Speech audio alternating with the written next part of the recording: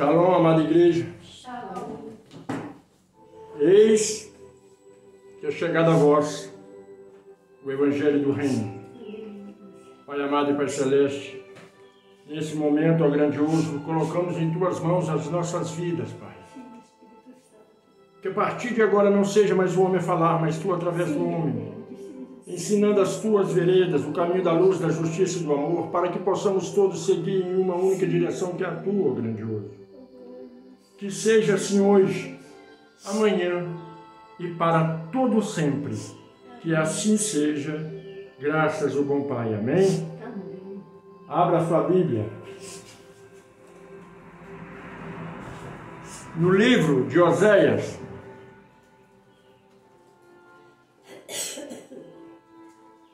capítulo 2. Oséias, capítulo 2. A todos vocês que nos assistem nesse momento, pegue sua Bíblia também e vamos fazer o estudo de hoje em Oséias, capítulo 2. Oséias, capítulo 2. O primeiro versículo nos diz assim: Dizei a vossos irmãos, a mim, e a vossas irmãs, Ruamã. Contendei com vossa mãe, contendei, porque ela não é minha mulher, e eu não sou seu marido. E desvie ela as suas prostituições da sua vista e os seus adultérios de entre os seus seios. As pessoas, quando lê Oséias, interpreta de uma maneira diferente do qual o Eterno Hashem está querendo dizer. Aqui diz para o filho e para a filha contender com a mãe. O que é contender? É brigar, é discutir. Mas, na verdade, Deus está falando assim.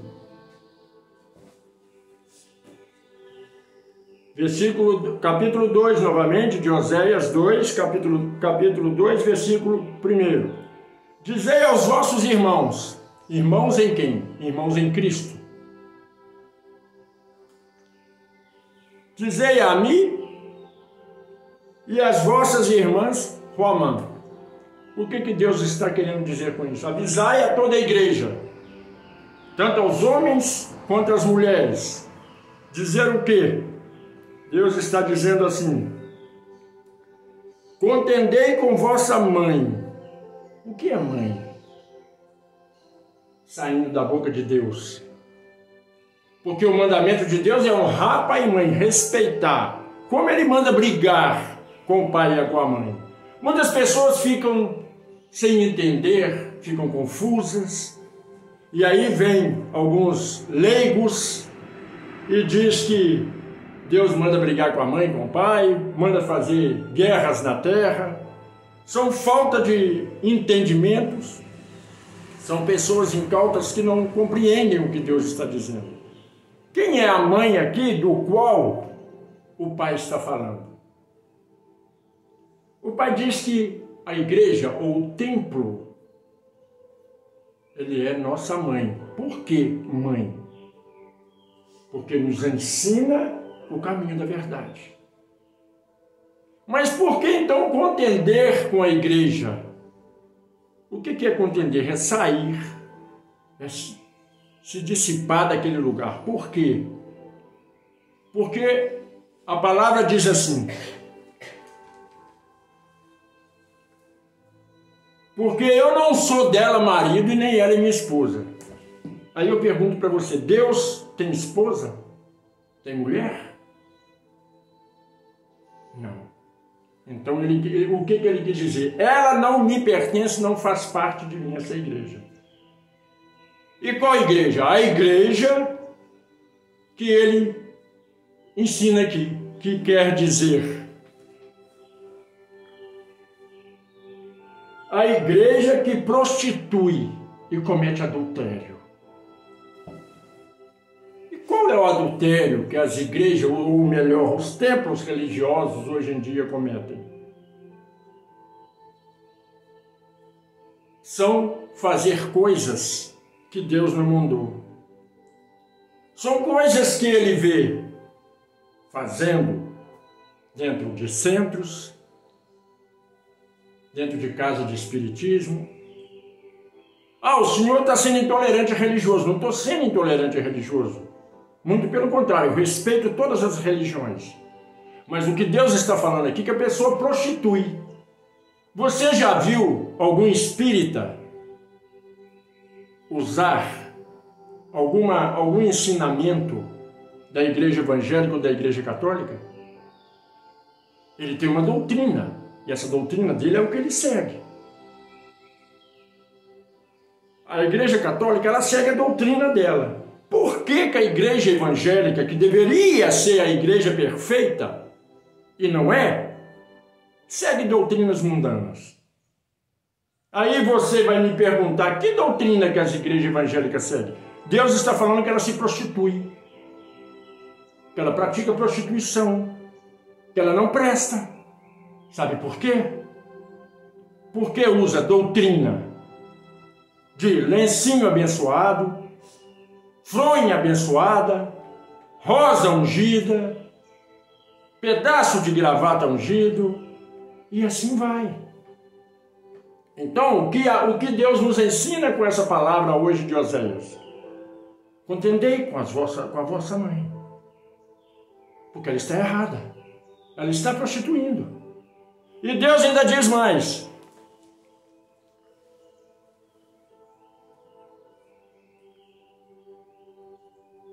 ela e suas prostituições, afaste dela e das suas prostituições da sua vista, e os seus adultérios de entre os seus seios. Você sabe o que Deus está querendo dizer? Tire esses ensinamentos do teu coração, do teu peito. Porque a tradução está seio, mas é peito, é o tórax. É onde está o teu coração que guarda todo sentimento. Porque a própria palavra diz, o coração é enganoso.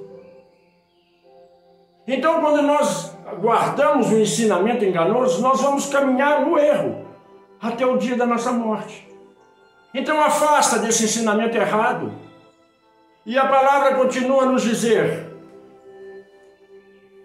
versículo 3 de Oséias 2, para que eu não a despoje, ficando ela nua, e a ponha como no dia em que nasceu, e a faça como um deserto, e a torne como uma terra seca, e a mate a sede. Você sabe o que quer dizer isso? Deus fala com você assim, se você está numa igreja errada, que desvia dos meus ensinamentos, o dia que eu desmoralizar ela, que ele diz colocá-la nua, o dia que eu expor todos os defeitos dela, você vai estar lá dentro. E você estando lá dentro, você vai ser exposto também. E a palavra de Deus, ela diz claramente, ai daquele que faça tropeçar qualquer um dos meus pequeninos. Porque muitas vezes você está num lugar que prega coisas erradas. Ensina ensinamentos errados, ensinamento do próprio vento, ensinamento do pastor, da doutrina da igreja, porque só existe uma doutrina. Não existe doutrina da igreja A, B, C ou D. A única doutrina existente é a doutrina de Cristo, que é amor, compaixão, misericórdia. E isso nós não vemos sendo pregado nas igrejas. E muitos vão dizer, ensinam sim, não ensinam não. Não ensinam não. De milhares de igrejas, você pode tirar 100 que pregam o amor e a rendição. 100. Por aí você vê que são muito pouco. A maioria prega doutrina da prosperidade, doutrina de casamento, fazem cultos para os jovens, para namoro, e assim vai. vai ensinando coisas que não tem nada a ver com o ensinamento de Deus. Inventaram algo que alguns jovens se sentem grandes, sabe por quê? Porque inventaram dentro da igreja que o levita é cantor, é adorador. Mas se a pessoa estudasse um pouquinho a Bíblia, iria ver que o levita, que vem da família de Levi, são escravo da igreja, escravo dos irmãos, lava banheiro, lava roupa, as vestes santas do culto. Mas aí inventaram que o levita é quem canta. E esses tal levita andam de narizinho em pé e acham que são os caras.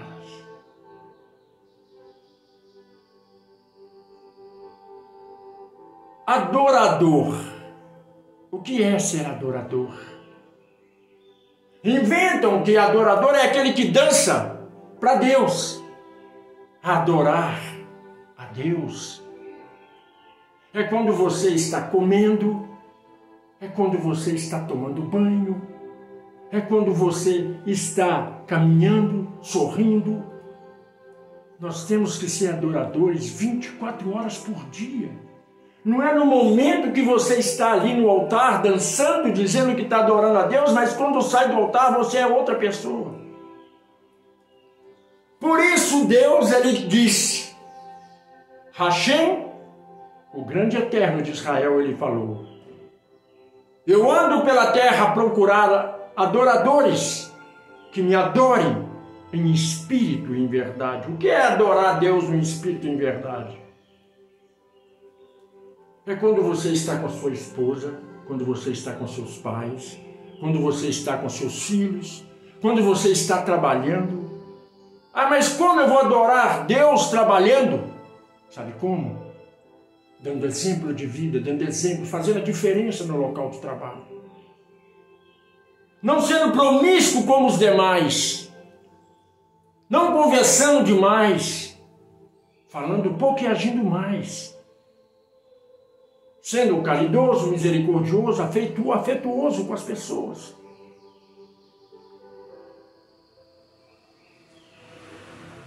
Aí você vai dizer, por quê? Que a gente tem que ser assim, porque Deus deseja que você faça a diferença na terra. Você não serve um Deus da igreja A, B, C, D. Você serve um único Deus. Aquele que na chassa ardente disse para Moisés, fala para o meu povo que eu te enviei. E Moisés, sem saber o nome, disse, quem tu és que eu devo anunciar? E ele disse, eu sou o que sou. Sabe o que significa eu sou o que sou? Ele é o ar que você respira. É o fio de cabelo da tua cabeça. Ele é a tua pele, o teu suor, o teu sorriso, o cheiro da roça. Ele é o canto dos pássaros. Ele é o sol que queima a tua pele. A lua que em noites escuras ilumina o teu caminho. Esse é o Deus que você serve. Ele é tudo, está em tudo e está em todos. E Ele sabe o que você faz, até mesmo no mais profundo do teu ser, o teu pensamento, a tua arrogância dentro do seu interior, que muitas vezes você ouvir uma palavra, você diz, não é bem assim, eu penso de maneira diferente. Pois é, se você pensa diferente de Deus, você não tem comunhão com Deus, porque Deus é amor e é misericórdia. Dele não sai ódio, não sai essa matança que a gente vê por aí. Mas a palavra continua a nos dizer, em Oséias 2,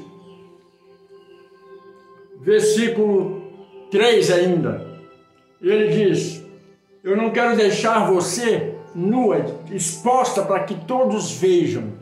E diz mais: e não faça de você um deserto, e que torne uma terra seca e que tenha sede. Sabe por que Deus que você disse que você vai ter sede? Porque você vai ter sede de conhecimento e nunca vai encontrar a água da vida. Você vai ter sede de compreender as coisas de Deus, mas Ele nunca vai te dar, vai saciar sua sede. Sabe por quê? Porque primeiro, para você conhecer a Deus, você tem que morrer. A morte é na carne, não no espírito. Quando você tira uma laranja do pomar da árvore e você a chupa, você tira a semente e deixa a semente secar, murchar, secar, morrer. E ela seca, sem vida. Você pega aquela semente seca, coloca na terra e joga água. Ela nasce, ela floresce e ela dá frutos. Para que possamos ter intimidade com Deus, nós temos que matar a nossa arrogância. Nós temos que matar a nossa ignorância. Não se almeja conhecer a Deus sem antes se limpar, se lavar. O conhecimento de Deus, ele é gratuito. É só abrir o coração. E tudo lhe será ensinado pelo Deus, pelo Hashem, o grande eu sou. Mas as pessoas, elas querem conhecimento rápido e momentâneo. E não é assim que fluem as coisas de Deus. E a palavra continua a nos dizer, no versículo 4 de Oséias 2, e não me compadeça de seus filhos, porque são filhos da prostituição. Você está entendendo? Como é grave aquilo que nós fazemos? A partir do momento que você não presta atenção quando Deus está falando, e não abre os teus ouvidos espirituais, os teus olhos espirituais, Deus, ele diz para você assim, jamais terei compaixão dos teus filhos. Porque se ele nasceu do pecado,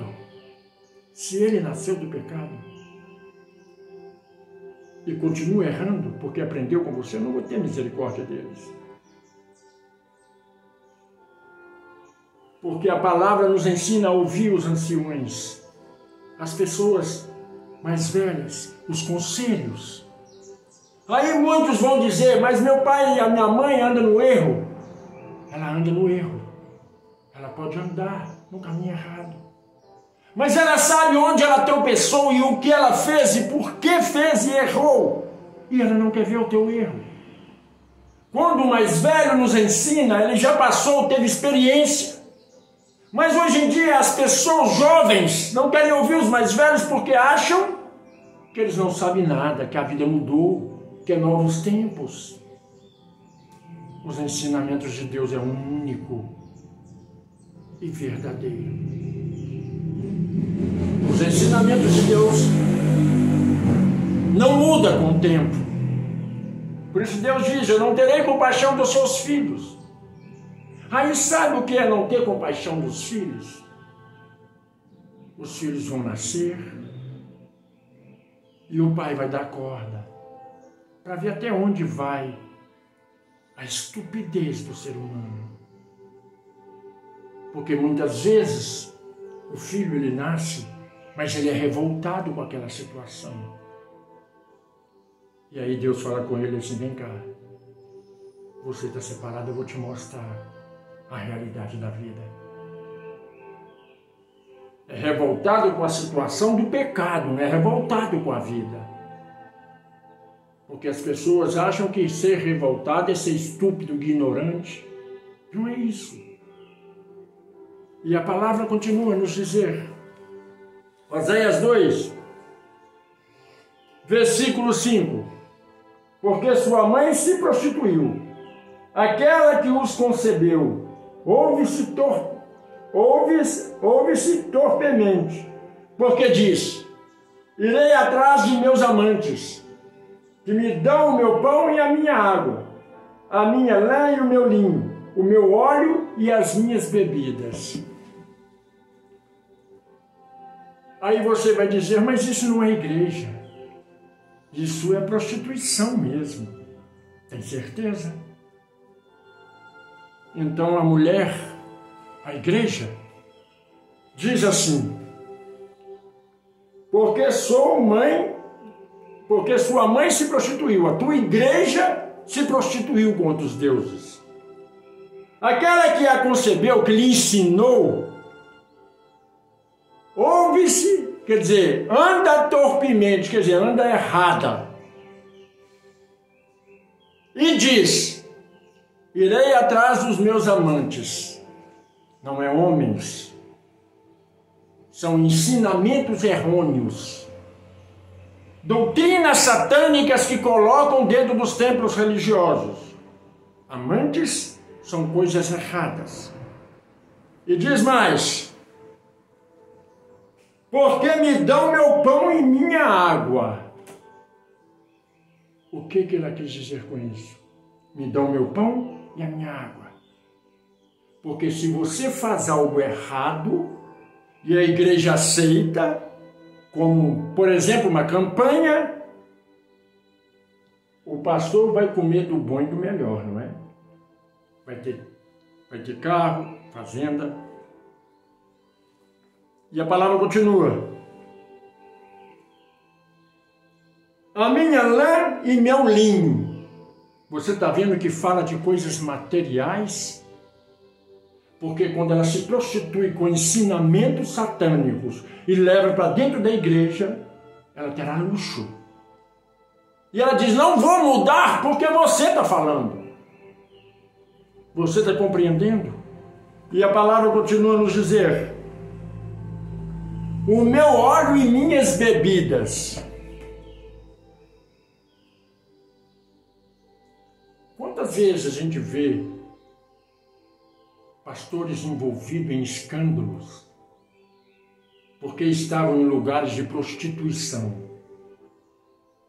estavam dando com meretrizes, estavam bebendo. Ah, mas esse não é pastor. A maioria anda desse jeito. Na frente dos membros se postam como se fossem santos. E por trás, se você quer ver mais, é só ler a Bíblia. Quando Deus chama o profeta e diz, olha, o que você vê através da fresta desse muro?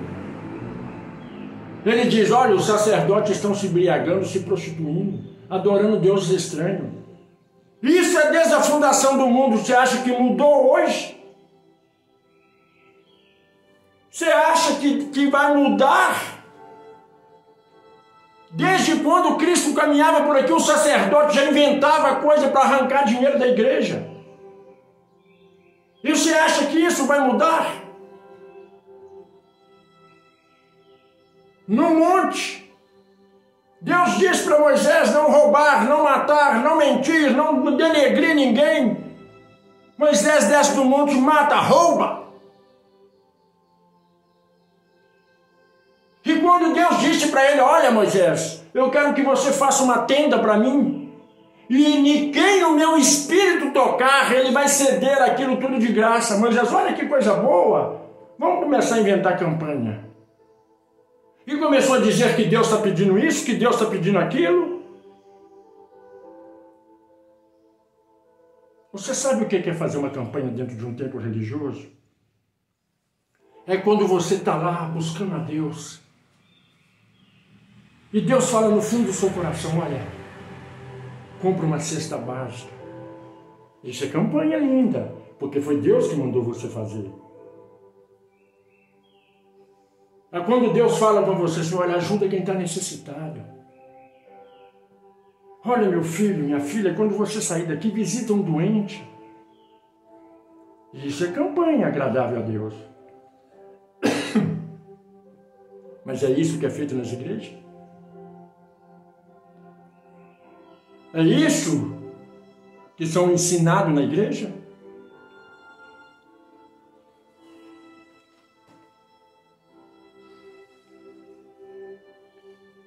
Versículo 6 de Oséias 2.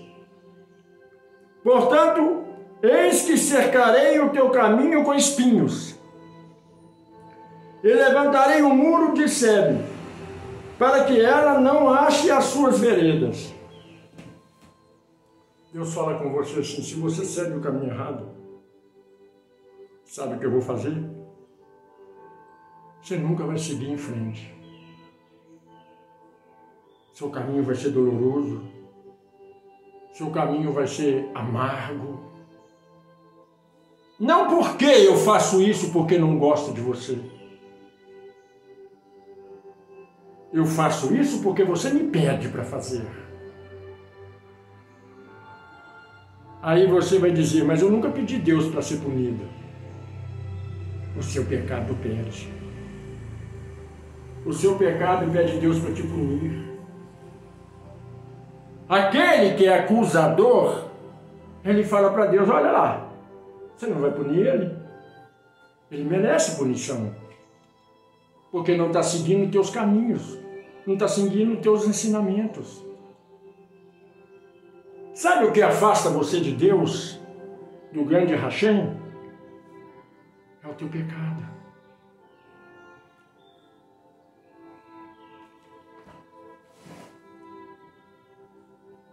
A palavra de Hashem, do grande Eu Sou, diz assim: eu sou o caminho, a verdade e a vida. Ninguém vai até o meu Pai se não passar por mim. Eu sou a porta e sou estreita. Aquele que bater, entrará. E aquele que pedir, receberá. Aí você diz: mas a porta é estreita? Eu disse isso uma vez e vou voltar a dizer. Você está numa BR. Passa carro de um lado, carro do outro. Muitas vezes são 4 vias. E todas elas com veículo. Mas quando você olha para o final da BR, é impossível passar um carro. Você está entendendo o que Cristo diz, que eu sou a porta estreita? Quando você está longe, afastado de Cristo, você vê a porta pequena. Mas quando mais perto você está, mais a porta se abre para você. E o caminho fica espaçoso. Você está compreendendo qual é os ensinamentos de Deus? Um jovem um dia chegou para o pai e disse assim: pai, me diz, como é Deus, ou como eu me aproximo dele? O pai chegou para o filho e disse para o filho assim: vem cá, o que é aquilo que está passando lá em cima? E o filho, olhando para o céu, disse: pai, é um avião. E o pai virou para o filho e disse para o filho assim: você consegue pegar ele? Falou: pai, ele é tão pequenininho que eu consigo colocar ele na minha mão e ainda sobra espaço. O pai falou: bem disse, meu filho, vem cá. Entrou no carro, foi para o aeroporto e o avião desceu. E o pai disse: e agora, meu filho? Você consegue colocar um avião na tua mão? Falou: pai, eu entro dentro dele e tem muito espaço. Ele disse: pois é, filho. Voltando àquela pergunta, como é Deus e como eu tenho intimidade com Deus? Deus para muitos é pequeno, sem poder, insignificante. Então ele fica pequenininho, lá no alto, para aqueles que embaixo que não acreditam nele. Mas quando você se aproxima de Deus, você vê o tamanho do poder e da grandiosidade desse Deus. Sabe o que aprendemos com essa história? É que nós temos que compreender o sentido da vida para compreender Deus. Eu passo uma outra parábola para você. que significa a mesma coisa que essa, mas uma fala diferente, para você entender que Deus ele se expressa de várias formas, mas o final do resultado é o mesmo, é salvação. Um jovem que praticava artes marciais chegou para o teu mestre e disse: mestre, eu queria conhecer a vida, mas arrancar de mim tudo aquilo que não presta. O mestre chinês chegou para ele e disse: vem cá, meu discípulo, está aqui o copo. Coloca dentro dele sal, até pela metade. E o jovem pôs. Ele falou: agora completa com água. E o jovem completou aquele copo com sal com água e mexeu. E aí ele disse: beba. E o jovem disse: mestre, é insuportável, é amargo. E o mestre disse: agora vem aqui. E foi para um lugar onde nasciam as águas. E tinha uma barragem, a água era cristalina, limpa. Ele disse: agora pega um saco de sal e joga nas águas. E aquele jovem jogou. E o mestre disse: agora beba da água. E o jovem bebeu e disse: ela é doce e suave ao paladar. O mestre virou para ele e disse: aprendeu? Porque tudo aquilo que é pecado e que fere a tua alma, se você fica regurgitando aquilo, vai ser sempre amargo. Mas quando você tem intimidade com Deus, essa podridão toda vai estar lá, mas não vai afligir a tua alma. Você sabe que aconteceu, que existiu, mas você continua doce. Porque muitas pessoas, quando são presas, e o policial ou o juiz pergunta: por que você fez isso? A resposta da pessoa é: eu nasci numa família perturbada. Meu pai e minha mãe brigavam muito, meu pai bebia, usava droga, a minha mãe também bebia. Os meus irmãos todos usam droga, fumam, fazem, acontece. Por isso eu sou assim. Mas eu vou te dizer uma coisa. Não é porque você está no meio da lama que você tem que ser a lama. Você pode estar no meio da lama e ser puro. Você pode estar no meio da lama e ser santo. Todo bandido que é preso, ele diz que tem uma história triste atrás, por isso que ele é daquele jeito.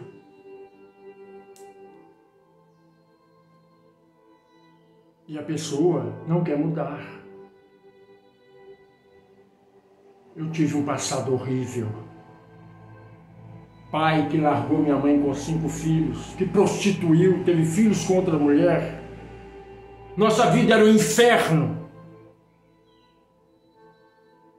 Eu me tornei um traficante? Eu me tornei um cachaceiro, um bêbado, um drogado? É por isso que a palavra diz: Deus te dá livre-arbítrio para você escolher o que você quer ser. Eu escolhi ser bom. Eu escolhi fazer a diferença. Eu escolhi não viver na podridão e mostrar para o mundo que a vida é bela. Eu escolhi o amor, a misericórdia. Hoje em dia os jovens têm um probleminha de nada e já querem se prostituir, fazer tudo de errado porque dizem: eu sou sofredor. Mas a vida no passado era horrível. E quando o idoso fala para o jovem, ele diz, no seu tempo era assim, parece a história da carochinha, todo mundo conta a mesma história. Conta a mesma história porque viveu a mesma história. Hoje em dia o jovem tem um vaso sanitário para usar, um banheiro azulejado, cheiroso. No passado não tinha nada disso, não tinha saneamento básico. No passado, você bebia água da fonte, sem estar tratada. Fazia as suas necessidades e jogava no mato. No passado, você não tinha uma vida plena. Muitas vezes faltava água e você colhia a água da chuva, que hoje dizem que é perigosa, mas no passado a gente bebia dela. Colocava calha na casa não para respingar a porta, mas para colher aquela água e beber. Muitas vezes eu bebia água de chuva. Eu me tornei a pior pessoa do mundo, porque tive uma vida miserável, uma vida destruída. Eu vivia num castelo. Eu vivia com a empregada para lá e para cá, babá que me levava nas escolas. E de repente o meu trono desmoronou e eu fui viver no chão. Numa casa humilde que não tinha piso. Não tinha o que comer. Tive que começar a trabalhar com 5 anos de idade. Virei homem, não tive infância. Eu não conto isso com mágoa, eu conto isso com orgulho, porque hoje eu sou o homem que sou. Hoje os jovens de hoje são jovens Nutella, que tudo para eles é doloroso.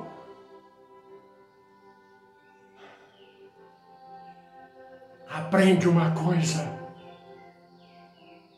Deus, quando faz com que passemos pelo deserto, não é para nos castigar, mas para nos mostrar que o deserto também é bom. A pobreza, a dificuldade, a fome também é boa. Sabe por quê? Porque isso te ensina a ser melhor. Isso te ensina lá na frente que quando você vê alguém nesse estado crítico que você vivia no passado, você passa a ver e fala, nossa, Pai, tem misericórdia, ajuda. E me ajuda a ajudá-lo. Mas os jovens Nutella de hoje em dia estão dentro de um tempo religioso e vê o outro na desgraça, na ruína e diz, não tem Deus. Quem não tem Deus é você. Quem não tem Deus é você que não compreende que Deus pune o outro para que você vá ajudar. Deus coloca o outro em situações difíceis para ver se o seu coração compadece, para ver se você é digno da redenção.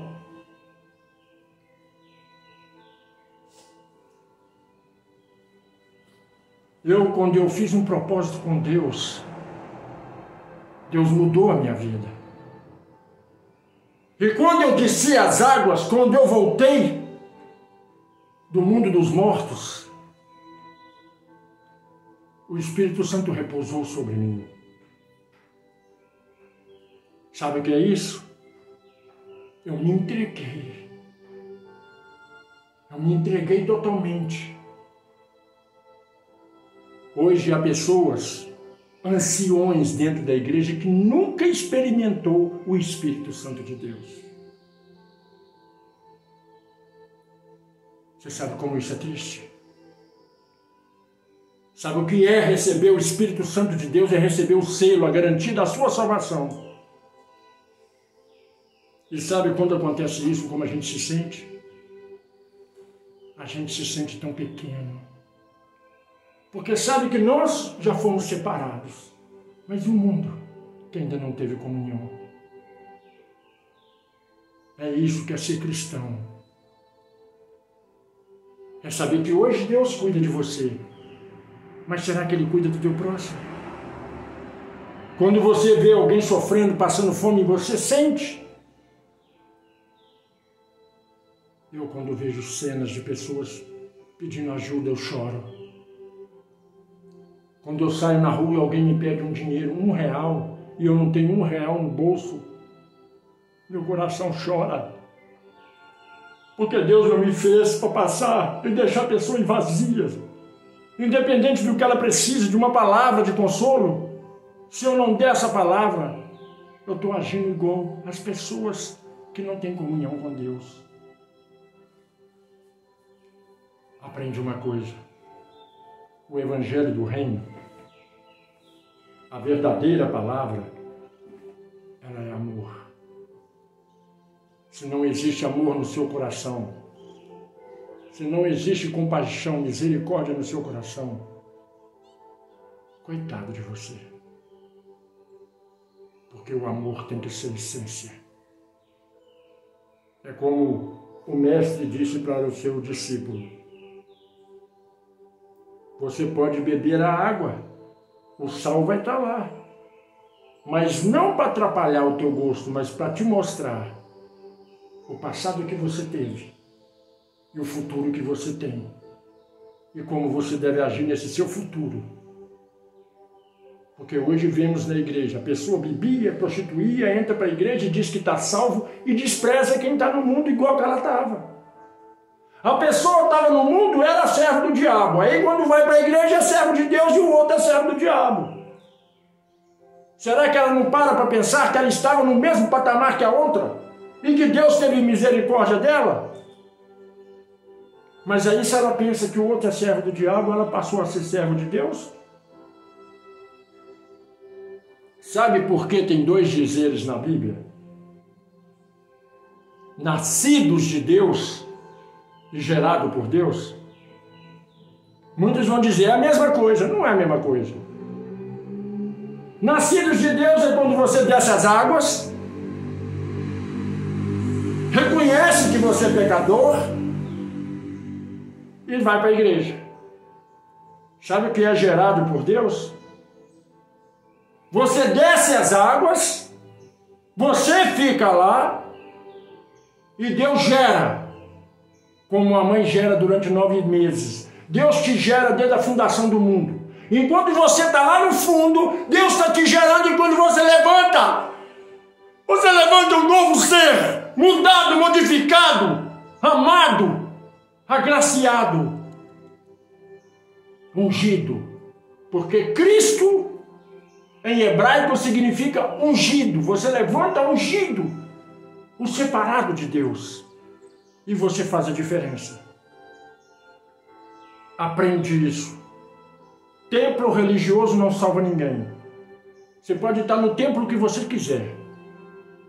Mas se você, que é a igreja, a noiva de Cristo, não for perfeita, é como aquelas 10 noivas. 5 eram prudentes, mas 5 loucas. Essas loucas são as que não reconhecem que ela não é merecedora do perdão de Deus, mas Deus perdoou. Então ela tem que fazer por merecer, mudar. E a mudança tem que vir de dentro para fora, não de fora para dentro. A todos vocês que me ouvem nesse momento, que pediram oração, que Deus abençoe todos vocês. Que abra as comportas dos céus e abençoe grandemente a vida de cada um de vocês. Vocês que são meus seguidores, que Deus abençoe a semana de vocês. Esse mês que se inicia, hoje é o primeiro dia do mês. Que venha dezembro com muita saúde, muita alegria, muita paz, muita força, muita unção. E que seus familiares estejam bem, em harmonia. Porque muitas vezes reclamamos da nossa família, mas enquanto eles estão aqui, eles são ruins? São. Eles não prestam, não, mas estão aqui com a gente. Mas quando eles se partem, fica um vazio, um buraco imenso. Uma dor terrível. Uma dor que nunca acaba. É como se estivesse no inferno. É uma coisa que não acaba nunca mais. Aprende uma coisa. Ame teu pai e tua mãe. Ame teus irmãos, teu esposo, tua esposa. Se dedica verdadeiramente, com todo o carinho, àquele que está do teu lado. Porque se você perder, o buraco que vai ficar não vai cicatrizar jamais. Eu perdi pai, mãe, irmãos, avó, primos queridos. E cada vez que eu lembro, é uma dor profunda, como se tivesse acontecido naquele momento. Quando a gente perde a mãe, pode durar 1000 anos, mas é como se fosse hoje. Mas aquele que tem Deus, aquele que está com Deus dentro, mesmo que a dor seja profunda no momento, você lembra que tem Deus. E a dor fica mais doce, mais suave, para você suportar. O próprio Cristo disse: jamais colocaria um fardo sobre os seus lombos que você não suporte. Aprende uma coisa: se dedica verdadeiramente à palavra de Deus, a seguir os passos de Cristo, porque a cruz que Ele nos dá não é pesada. É fácil de levar. Ninguém vence uma batalha se não tiver que lutar. Ninguém vai para o céu só por estar dentro de uma igreja. Existem as barreiras, as dificuldades que você tem que transportar. Tem que pular, saltar, passar para o outro lado. Essa é a lição de hoje. Saber compreender o que Deus deseja para você e focar somente nisso e seguir em frente. Porque Ele disse: aquele que me busca encontra. Se você busca Deus, em momento nenhum Ele vai deixar você desamparado. A todos que me seguem, todos que ouviram, que Deus abençoe a sua semana, seu início de semana, o seu mês. E que esse mês, esse finalzinho de ano, seja um finalzinho abençoado, para que podamos entrar no próximo ano com uma vida renovada.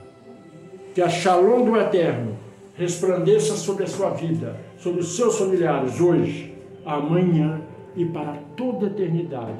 Que assim seja, graças ao bom Pai. Amém?